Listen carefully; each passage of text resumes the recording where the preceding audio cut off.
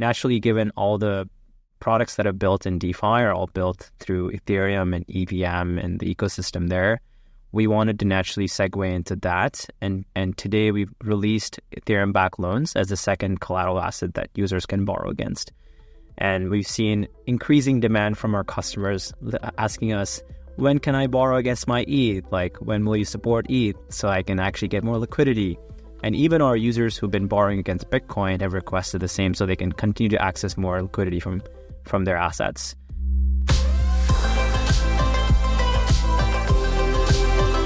Welcome to the Edge Podcast. I'm DeFi Dad here with Nomadic.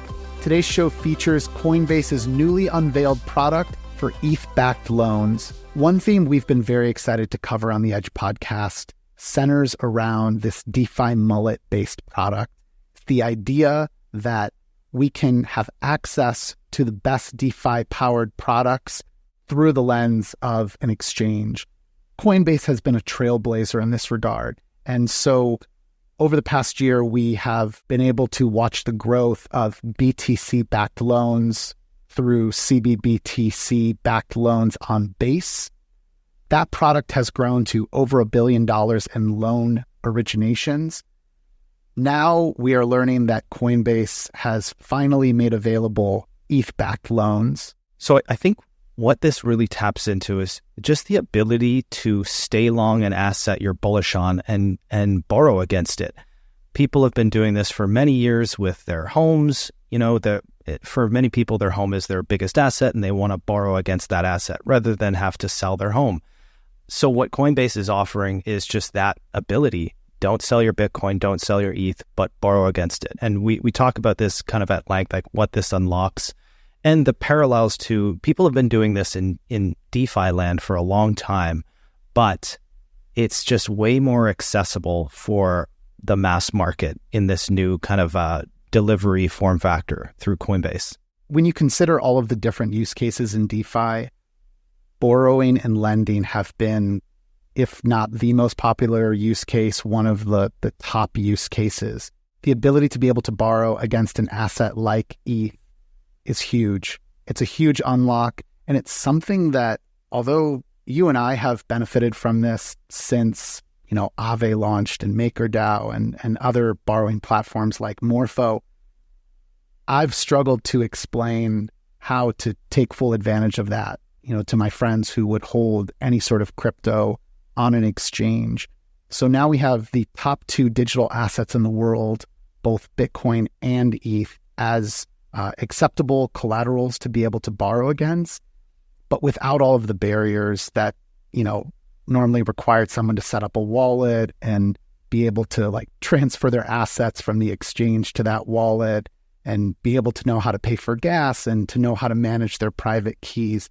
They've abstracted all of that away, and we're just excited to see this made available to more people. We also talk about where all this is going with Coinbase and what Coinbase is going to look like in the next 5 to 10 years, this financial super app, this hub where you'll be able to do all of your financial dealings, in crypto and just in your regular life as well, all under the hood via Coinbase. So yeah, we dissect that idea a little bit as well. So before we get started, just a quick reminder, you can subscribe at the-edge.xyz.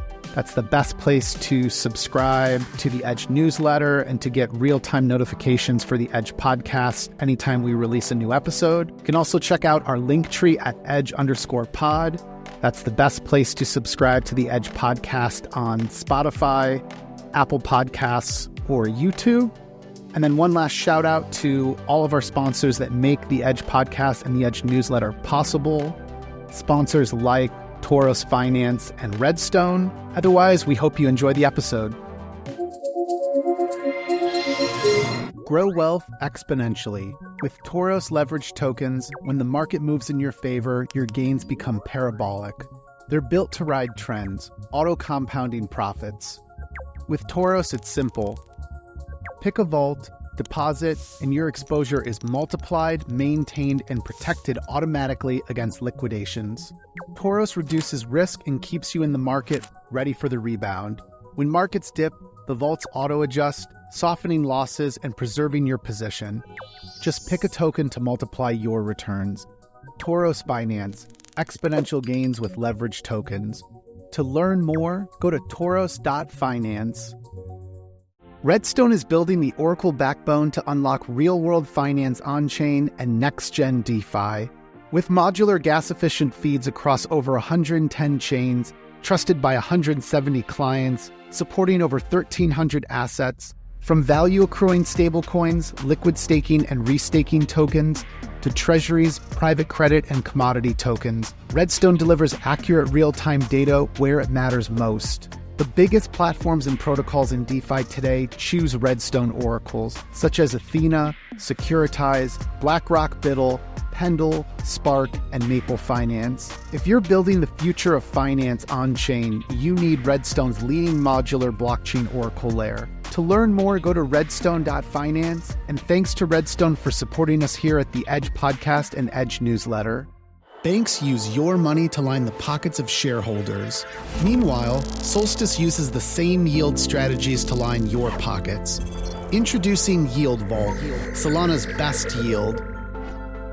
A live delta neutral strategy with positive returns month over month for 3 years. Built for internet capital markets and powered by the stablecoin USX. To learn more, go to solstice.finance. NEUTRL is the next generation of crypto-native yield. Their synthetic dollar NUSD taps into OTC arbitrage, funding rate inefficiencies, and delta-neutral strategies to deliver premium, stable returns without taking market direction risk. NEUTRL is currently live in private beta and will be opening for public deposits soon. Learn more at neutral.fi. All right, let's introduce Sid Ramesh, product lead for crypto-backed loans at Coinbase. Sid, welcome to the Edge Podcast. How are you doing?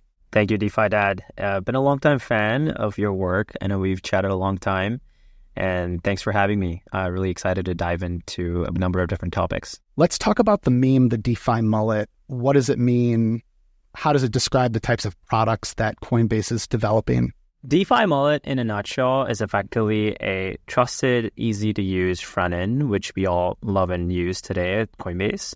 And behind the scenes, it leverages DeFi and on-chain primitives to power the activity that you get on Coinbase.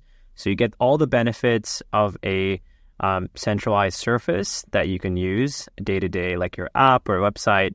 And then behind the scenes, the complexity is actually living on the DeFi on-chain smart contracts. So actually, the reason it's a mullet is because you have a very easy-to-use interface in the front end, and then you have the DeFi complexity in the back end. You got the business in the front and the party in the back. So is it fair to say, though, that this DeFi mullet, movement is becoming a core strategy within Coinbase? Is this something you're really leaning into on the future roadmap trajectory? Yeah, it's interesting because Coinbase was always built on trusted, centralized custodial infrastructure. And as we see all the innovations, great things being built on chain across a number of different blockchains, Base, we almost see the future of financial services moving on chain. And we see the benefits of faster, cheaper, and more safer and global financial services that are being built, uniquely enabled by different protocols, different primitives.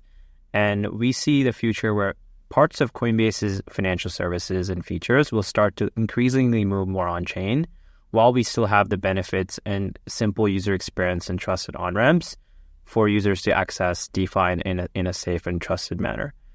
So we'll start to see more on-chain innovations be integrated into the Coinbase app. But so far, we've done the borrowing and lending and our DEX trading as well. When DeFi was just beginning to ramp up in terms of adoption, I was thinking Coinbase and many other exchanges would see this as, an attack on their business model. But Coinbase has leaned into this and really thought, I guess, how can we provide all of these opportunities on chain, but through the lens, again, of the Coinbase customer. So talk to us about some of the examples that are already live. I think one that we are all fairly familiar with is Bitcoin-backed loans. How does that product work? Yeah, for sure. So Bitcoin-backed loans is our first DeFi mullet offering that we shipped earlier this year. in a nutshell, when a user actually opens the Coinbase retail app and they have Bitcoin in their account, they're able to effectively get a loan in a few clicks. And when they do actually submit a loan, what's happening behind the scenes is that every user has an embedded smart contract wallet attached to their account, which is effectively their self-custodial wallet where a user can actually get a loan on-chain. So the Bitcoin that exists in their Coinbase account gets wrapped into Coinbase Wrapped Bitcoin or cbBTC, effectively being used as collateral on a protocol called Morpho. So we've integrated Morpho as our first protocol where you can actually get the loan on chain. So what's happening is the Bitcoin gets wrapped in the cbBTC that gets sent to the Morpho smart contracts, and then the USDC that's being dispersed by Morpho comes back seamlessly into the user's Coinbase account. And this is all possible today because we built foundational technology that integrates smart contract wallets, smart contract platforms with respect to actually bundling transactions. We have the base blockchain. So effectively, you can think of it as like a vertical integration that we've done at different parts of the stack. And the user effectively gets all the benefits of DeFi in a very seamless manner that they don't have to actually think about the complexity of clicking different interfaces or connecting a wallet or remembering a seed phrase. It's all done by the matter of fact that they can stay within the Coinbase app and then not have to deal with any complexity outside of Coinbase. I want to call out that obviously this conversation is focused on DeFi-backed loans or DeFi-powered loans, but what you're enabling with just cbBTC, that is a reserve asset. It's a collateral that someone can hold on chain. In this case, it's on Base, it's on Arbitrum, it's on Ethereum. But what we're getting through the Coinbase app is we're getting the opportunity to hold exposure to cbBTC. So we've got exposure to the price of Bitcoin ultimately, but then we're also able to then borrow against that. Are there other use cases that you're excited about beyond using that for loans? Like that is just an enormous market. I think that's the biggest market. You might have had a tweet about this, that is the largest use case out there. But yeah, anything else that is top of mind in terms of use cases beyond these loans? Yeah, when I was part of the founding team of cbBTC, we had a number of different use cases in mind. The thing with pure native Bitcoin is that I would say it's harder to program financial services outside of the pure Bitcoin transactional activity. So when we actually thought about what are the different ways in which we can enable utility for our clients, we decided a best way to go about this is to actually have a one-to-one wrapper around Coinbase, Bitcoin, right? Specifically, what's happening is that in reserve, we have one Bitcoin, and each Bitcoin is actually represented as a token on the different blockchains we support. So for instance, if you have one cbBTC on Base, that is effectively backed by one whole Bitcoin in the Coinbase custodial exchange. So we also have proof of reserves behind it too, so you can actually look at the actual on-chain reserves that Coinbase holds for all of these wrapped assets that are circulating. So when we created cbBTC, one of the main use cases, of course, was to support borrowing. The other side of the transaction is actually lending. So imagine you can actually get yield on your Bitcoin through different primitives and platforms within Base or other ecosystems. And then the third aspect could also just be like liquidity provisioning in DeFi. As you know, there's different decentralized exchanges like Airdrome, Uniswap, and so on. And you'd be able to actually participate as a liquidity provider or market maker on these exchanges. Right. And doing so actually also offers you an indirect form of yield that effectively helps you grow your assets. So if you were previously holding Bitcoin on Coinbase, you didn't earn yield, you're not able to get a loan, but now you're able to do all of that seamlessly within the app. And one major integration through that was a product that I'm working on to basically offer you loans against your Bitcoin. So it's a kind of full circle when we shipped cbBTC. It was to effectively platformatize all the things that we're building in our roadmap and also support the ecosystem of builders on Base and other blockchains to be able to leverage a more trusted, safe wrapper of Bitcoin on-chain. I just want to hammer this home even more. When I first saw the announcement that you were going to be providing these BTC-backed loans, I thought it was like one of the biggest things I had seen. I can't remember exactly when it came out, but I thought it was pretty huge news because I still think so. People that have been in DeFi for a while, I think we take for granted borrowing and lending, but it's the primitive that, and I've talked about this probably a lot on this podcast. People probably heard this story a lot, but whenever I show friends borrowing and lending, it still blows their mind that you can essentially be your own bank. So I just want to really kind of hammer home what's actually happening there, because I think being able to hold the assets that you covet and borrow against them is how people have generated wealth for, generations. And now we're finally providing that to digital assets as well. And yes, it's existed on chain, on DeFi, but I think the exposure that people are getting now through this Coinbase front end just exposes it to the masses in such an easier UI UX format, because, we can't kid ourselves. It's not easy for newbies to spin up a wallet and start doing this in pure DeFi land. So I just wanted to kind of hammer that home too. But one other thing I want to ask too, what sort of borrow rates are you seeing? So people, they're sitting in their Bitcoin and then they borrow USDC. What are the rates that people are seeing lately on Coinbase with this product? Yeah, for sure. And total plus one on the points that you mentioned regarding how people can effectively grow their wealth. This is one of the major reasons why users come to Coinbase to borrow, because they actually see an advantage of having long exposure on their Bitcoin and then unlocking capital. It's almost like buy Bitcoin, borrow until you die is like a common strategy, which is like you can always have an open credit line, allowing you to effectively keep stacking sats whenever possible. So the rates on the product today are variable. So we integrated Morpho's cbBTC USDC lending market on Base. And the way this works today is a variable interest rate loan. So rates are effectively a function of how much liquidity is utilized on the underlying market. And the more it's utilized, the higher the interest rate. And of course, if you're deep in DeFi, that this is some kind of curve, which is a function of utilization. And so far, the market has been in a healthy utilization, also including the lenders in that pool. So we've seen rates range from 5 to 7.5%. The prevailing rate right now is about 7.5%. But we've seen historically, if you do the average across the last few months, it's closer to 6-ish%, which is still almost 2 times, I would say, attractive than other offerings in the market.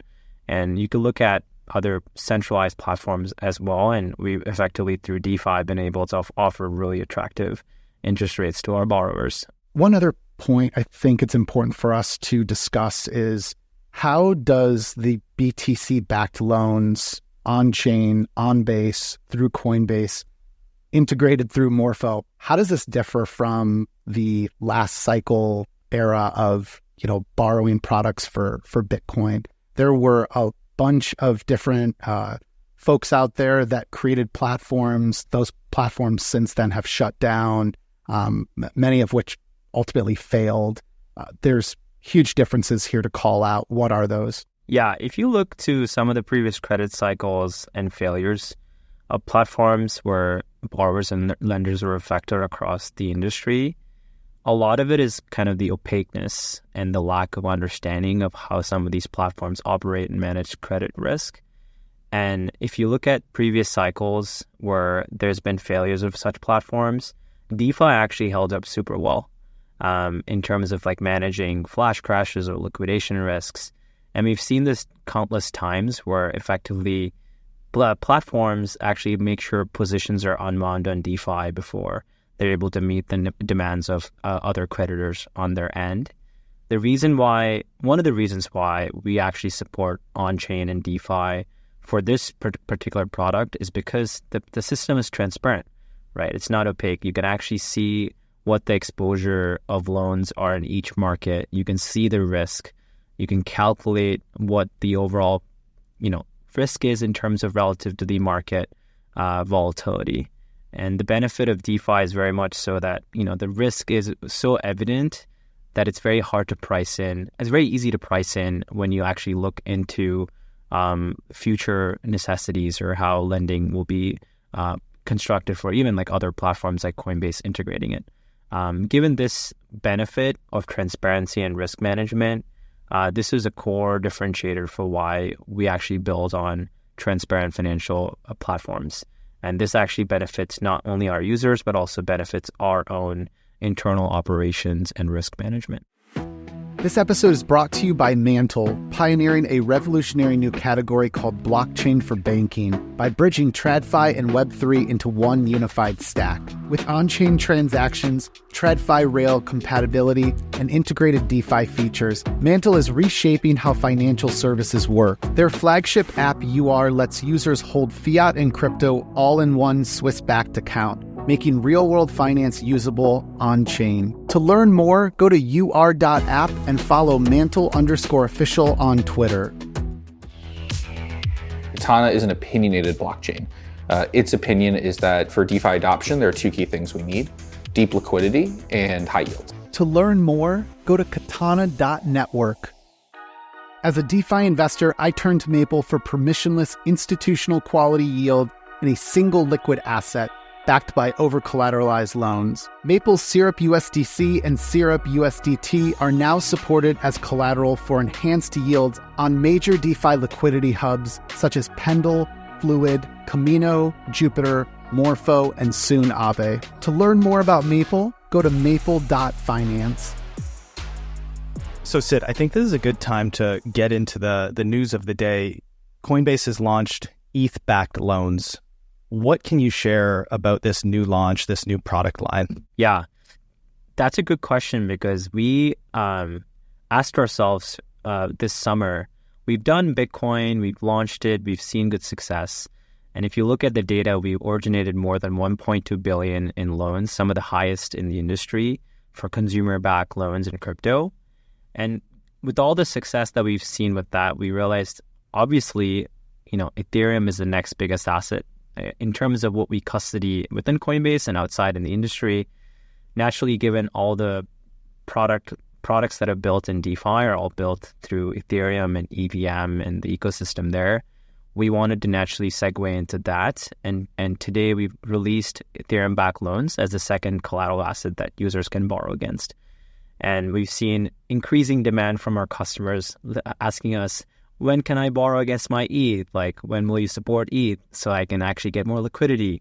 And even our users who've been borrowing against Bitcoin have requested the same so they can continue to access more liquidity from their assets.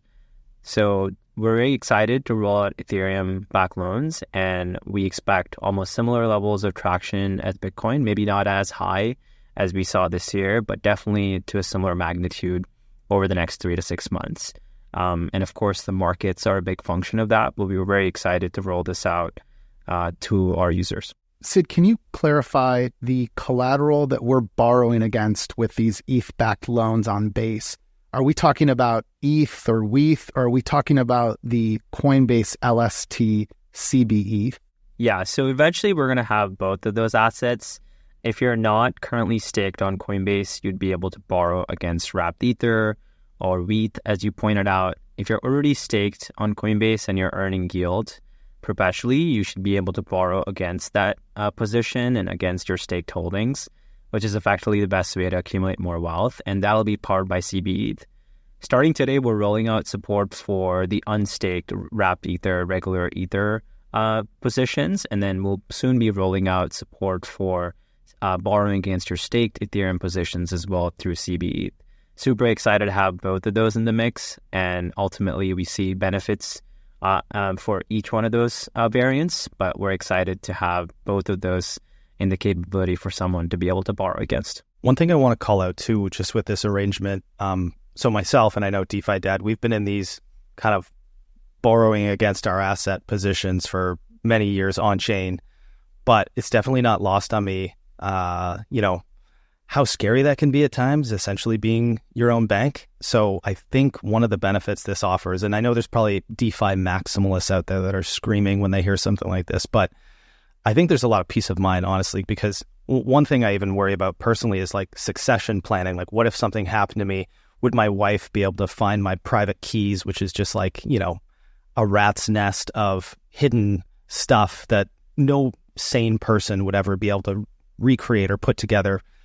Luckily, I've told DeFi Dad, and he's told me some things, so we'll help each other out in a pinch. But No, I think what this offers too is just like, a more, I'd say, grown up solution to that. I think there's a place for both. Let's be clear, but I think this appeals to a way broader audience. Again, kind of alluding to what I said earlier, but yeah, maybe speak to some more of the benefits that you see with these arrangements. Yeah, I think broadly there's like 3 benefits. One is the ease of use, the fact that you don't have to worry about leaving Coinbase, using other platforms, or even understanding the intricacies of DeFi and on-chain.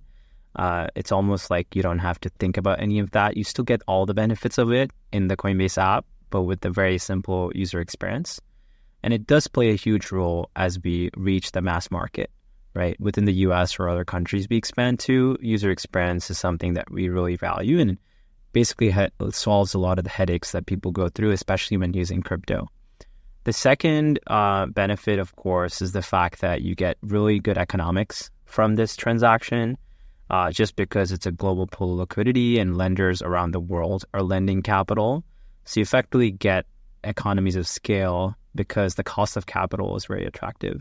And the cost of capital is very attractive. The demand actually naturally flows to those markets. Thereby, you're effectively being able to create a really strong financial system on these rails.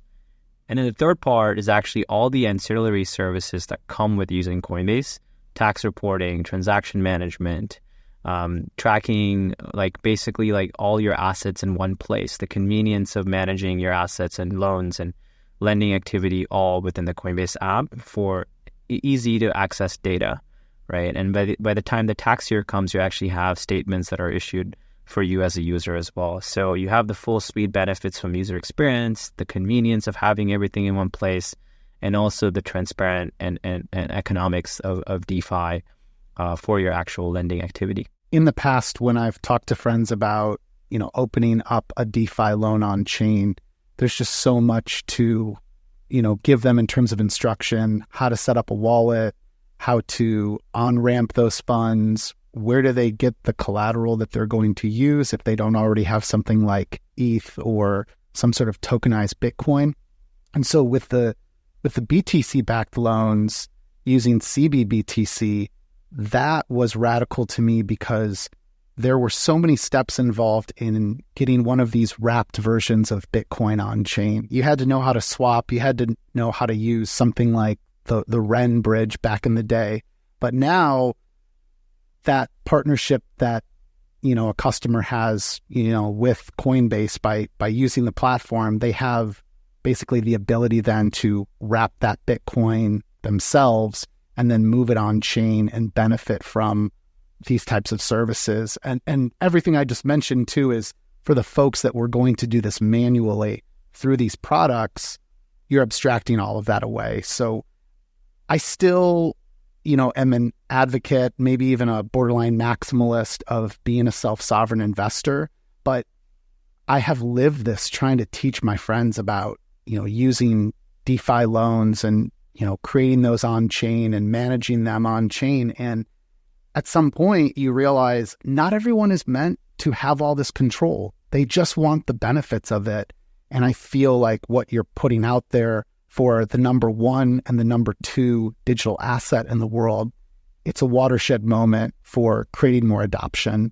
So one other thing to call out here with cbETH coming eventually, being a yield-bearing version of Ether, I think it's a superior asset in comparison to just holding something like ETH or WETH. This is part of the reason I'm always so bullish on holding a liquid staked version of ETH, let's say, over something like Bitcoin. I'm wondering what other types of collaterals might become available. Like, is there any that are already confirmed, or what can you tease us with? Doge? I think our focus has always been sequential thinking, and we want to be consistently iterating on our products. I think the fundamental principle of building good products is to consistently add new features and get product market fit over time. We had Bitcoin, we've done really well with that, and we continue to grow that business. We're doing Ethereum and cbETH as well soon, and totally spot on in the fact that you always want to be earning yield on yield-bearing assets and borrow against them, right? It's probably the best way to accumulate financial wealth as a part of it. We do have other wrapped assets that we've launched in the past, cbXRP for Ripple, cbDoge for Doge. We've had Litecoin, and then we also have Cardano. And effectively, these assets represent a huge market share for how much assets are custodied within Coinbase by our retail customers.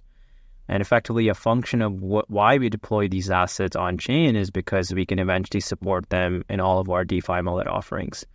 So as part of the collateral expansion, we do plan to consider these assets as well across the ones that I mentioned. And it'll be a step function improvement to what we already have across the products. But it'll be really interesting and exciting for users who hold Ripple or who hold Cardano or Litecoin, because now they can actually access liquidity that they previously couldn't.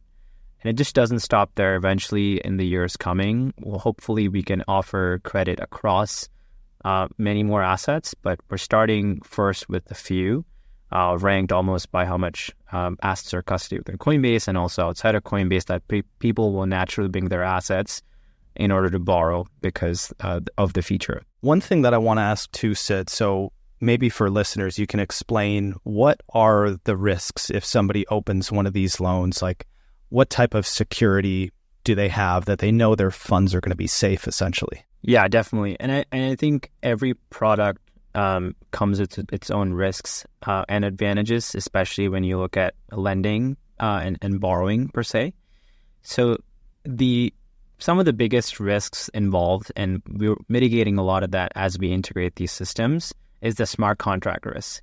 Given that these loans are actually originated on the blockchain, on chain, on Morpho, there's fundamental risk to the exposure of a user interfacing with those smart contracts. The good news is that Coinbase has spent over a year auditing these contracts and reviewing Morpho's 27 plus audits that they've done in the life cycle of their business as the source of sort of guarantee that there's a lot of diligence that has gone into it. But as we know in crypto and DeFi, that risk will always exist. Probably the probabilities might be lower, but that always remains as an exposure that the user is taking when interacting with a decentralized platform through Coinbase. The second exposure is mostly around anything that the app is restricting you to do. During market volatility or during instances where Coinbase's app sometimes has an outage or the services are not working as much, the user might be restricted to actually use the user interface and the access to the product. But those are effectively a function of just the app going down.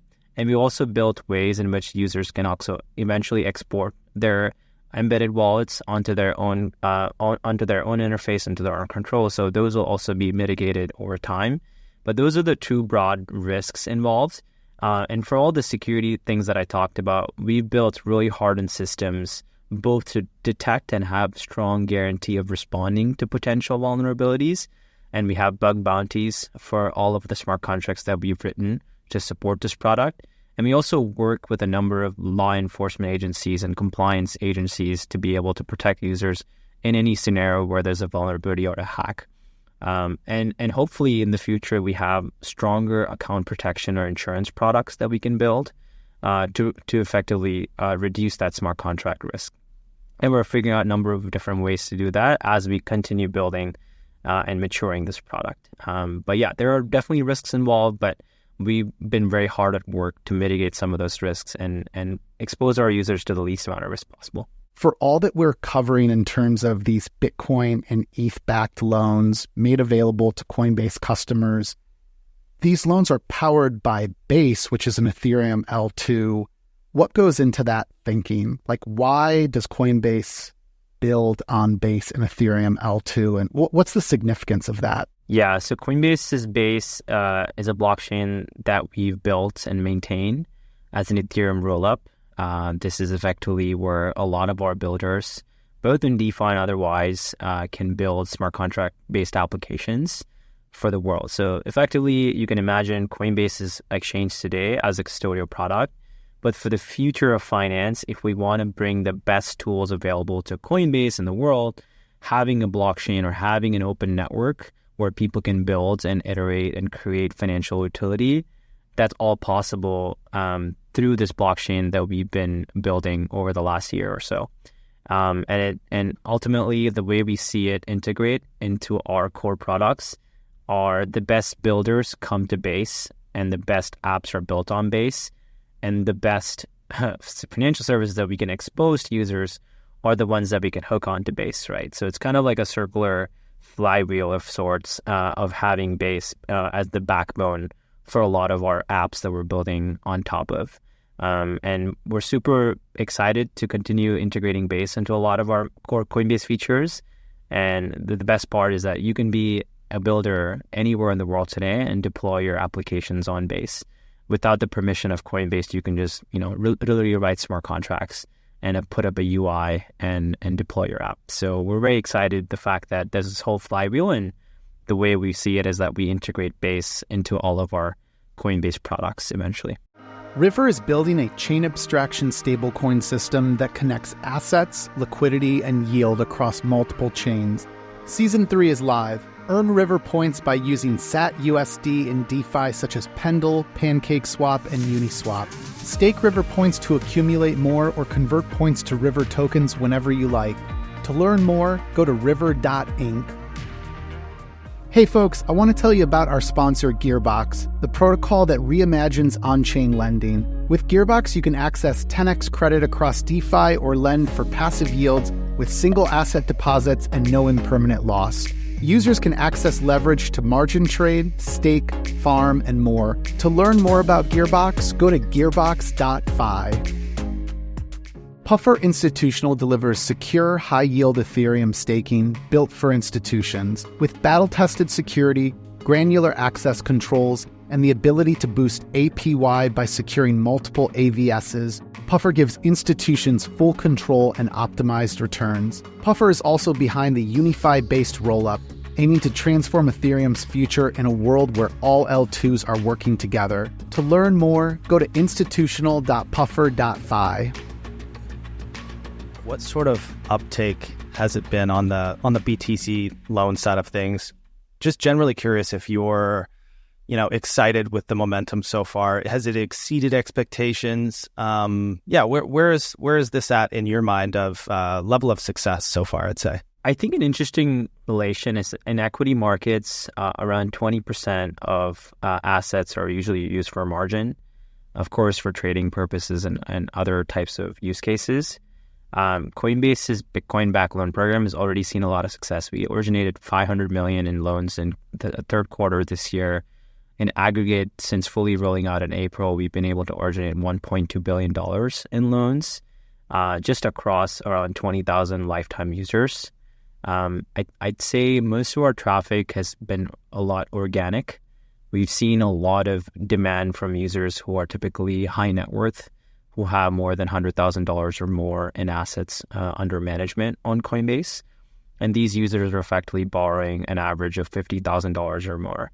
And if you look at our public dashboards here, it's all on-chain and available, which is the beauty of this. We're actually not lying. We're showing the numbers that are actually publicly traceable. And we've seen a lot of users, high net worth, who've actually been able to borrow even up to $5 million in capital. And we do offer that across the board, which is not typically offered elsewhere.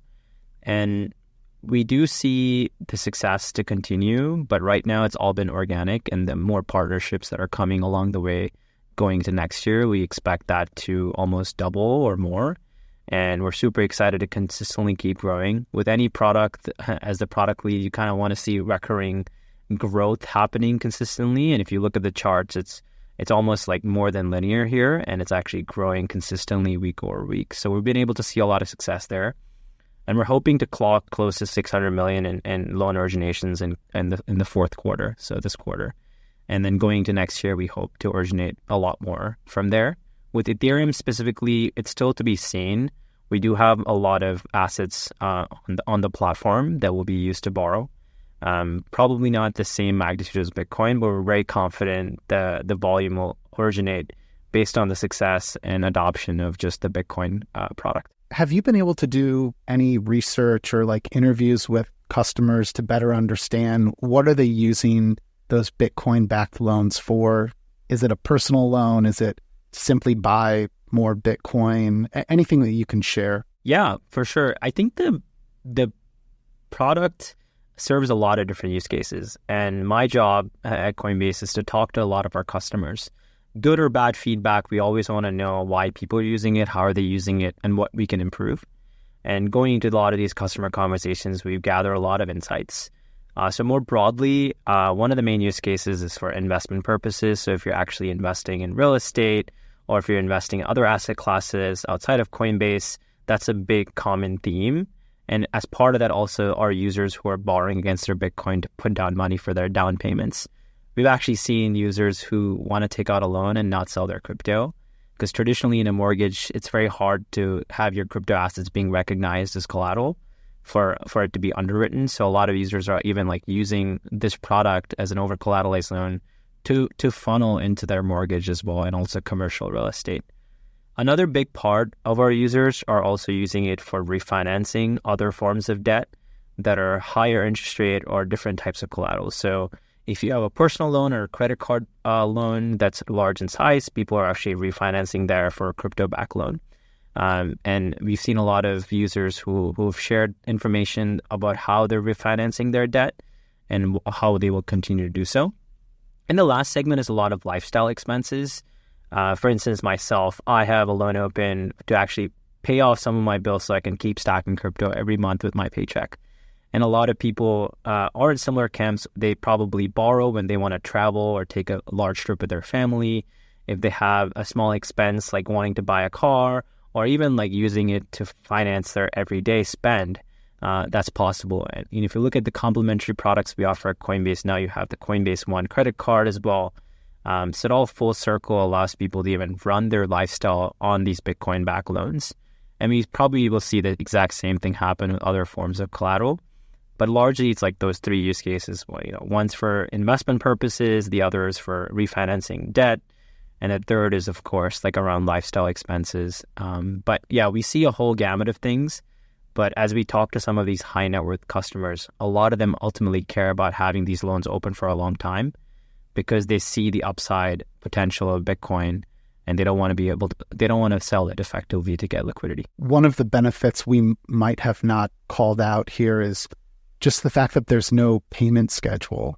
You're able to borrow, and this is not the norm in traditional finance. You're able to borrow and basically pay it back as you see fit. Of course, you have to maintain a certain loan to value ratio, but if you've ever opened a loan with someone like SoFi, I've done that over the years. I used one to pay off my student loans many years ago, and that was helpful to me, but I was seeing a debit every single month. I was on a payment schedule. And so it's just so powerful to be holding something that you believe could go up in value over time. For all of us, that's Bitcoin and Ether in this example. And to be able to borrow against that so that you don't have to sell, get yourself some liquidity, and then pay it back as you see fit. Yeah, for sure. And I think the benefit of having a DeFi loan as well is not having to be locked into a fixed repayment cycle, and you effectively have an open credit line for however long as you want, and the interest accumulates as a result of that. And a lot of users, even the early days of on-chain DeFi capital markets, have loans open on MakerDAO, Aave, Morpho, and other platforms because they see the benefit of holding Ethereum or Bitcoin for the long run. And as you were saying too, like a lot of fixed-term loans or lending activity that we use in the traditional world have those restrictions also tie into being underwritten by your FICO credit score in the US. For opening crypto-backed loans on Coinbase or even DeFi, there's no necessity for having a credit score. It's entirely, you could open it entirely outside of the realm of the traditional financial systems. There's no overlay into your paychecks or any credit risk methodology needed for opening the loan itself. Is purely based on the amount of collateral you post and also the LTV, loan to value ratios you maintain on the loan itself. Yeah, what you just said and what you were speaking to earlier, I think is what people in crypto have been sort of demanding. Just basically them saying, hey, look, I have some wealth in this asset that I believe in, but it's not being recognized by any institution, any bank, and they're not letting me leverage this wealth to further benefit my my own life, right? So I think you're just tapping into a ton of latent demand here for this that's been sorely needed. And this kind of brings me to a tweet that I saw you post. Let me just read it here. So you say, wait till you see on-chain lending power, mortgages, debit, credit card networks, tokenized equities, life insurance, structured products, unsecured loans, payday loans, corporate financing, all using BTC and ETH as programmable reserve assets. Can you speak to that a little bit more? Because I believe that, we're kind of on the cusp of unlocking a lot of power as well with these assets and what they can do. But yeah, we'd just love to kind of your fleshed out thinking on, what maybe caused you to write that tweet and kind of your deeper thinking behind it. Yeah, I mean, I've been in DeFi for the last 8-9 years, and I've seen the wave of adoption of all these products and companies that are built on on-chain rails. Part of this tweet inspired mostly from my personal point of view. None of it reflects our Coinbase roadmap for these specific use cases, but of course, I'm beating the drum on all those and talking to builders about these. One of the main unlocks for on-chain capital markets is the fact that you have programmable smart contracts, and you have different agents that are involved in these smart contracts as well that can effectively facilitate different types of financial activity. As we see crypto, I would say, bridge more into fintech and fintech bridge more into on-chain, you'll start to see a lot of like centralized and decentralized projects working hand in hand. And one of the biggest unlocks of having transparent credit and basically assets that are available to trade 24/7 and liquid, you can effectively create packaged products or interesting mixes of products, even as we start to think about stuff like mortgages, right? Because we now have Fannie Mae and Freddie regulations that actually starts to recognize crypto as collateral, and effectively you can lend against those assets. You can even see companies that are operating with Bitcoin and life insurance sectors as well, where the premiums are paid in Bitcoin and earned in Bitcoin. So these are effectively ways in which the industry is already going. Part of it will be enabled on-chain, part of it will be enabled by Web2 products, but they're going to slowly commingle and intersect together. And I think we're seeing a lot of innovation there, even on the unsecured credit side of how to even bridge credit scores on-chain and use technology that can actually help smart contracts read that data off-chain as well. This is mostly just a personal view here. I'm very optimistic that DeFi is the future financial platform that everyone will build on. And similar to how stablecoins have now emerged as every platform that a fintech will use, DeFi will be the platform after which stablecoins will start to get integrated and other credit and financial use cases that will be built on it. So Sid, I'm a Coinbase investor. I hold coin, and something I think about is like, okay, what is this company going to look like in the next few years? And I, of course, have my ideas. I mean, I think the term, financial super app is being thrown around a ton these days. We're talking a lot about neobanks lately, with stable coins coming even more to the forefront. So yeah, I'm curious what you think Coinbase is going to look like in, say, the next 5, maybe 10 years, something like that. What do you think it looks like over that time frame? Yeah, for sure. And I mean, I can give you my personal view, but also mainly the company view here as well. We're currently moving to a direction where we want to be that financial super app, as you pointed out. We're internally calling that the Everything Exchange, where you can pretty much access any product that you want to trade, invest, and also hold for the long run. So we're going to be able to offer that full suite of financial services and markets that you can trade on. And that is the direction where we see Coinbase going, and effectively being the global financial platform that anything that you want to trade or invest or use for your daily life can be conducted on the product. I think 5 to 10 years from now, I just imagine me doing all my activity on Coinbase, right? If I want to get paid from my company, I get paid at the Coinbase. If I want to actually save in my savings account, I can earn yield on my stable coins. If I want to spend, I can either use my on-chain or credit card or open a crypto-backed loan. If I want to actually open a mortgage, I could do it all on platform. My personal view is that I would just wake up 5 to 10 years from now, even sooner, where I just open the Coinbase app and I can pretty much access entire financial utility for everything that I want to do. And we will probably get there, right? We're going to have to work hard on building those suite of products, connecting them really well. But given our talent, we have some of the best talent in the world in crypto, and also the direction of the regulatory regime and all the focus that we've had and investments that we've made over the past years will enable us to be the financial hub and institution that, a billion plus people will start to leverage and trust. And I think the direction of where we're going in the 5 to 10 years, there's going to be a lot that's going to happen, and super excited to be and build with you guys in this journey. Guys, I think this is a great place for us to start to wrap up. So first, I want to remind our listeners they can learn more about the new ETH-backed loans by Coinbase by going to coinbase.com/borrow. They can open the Coinbase mobile app. There is a little tab that says borrow on there as well. Best place to check it out. You can follow Coinbase on X or Twitter, and then follow Sid's personal account at SidRMSH.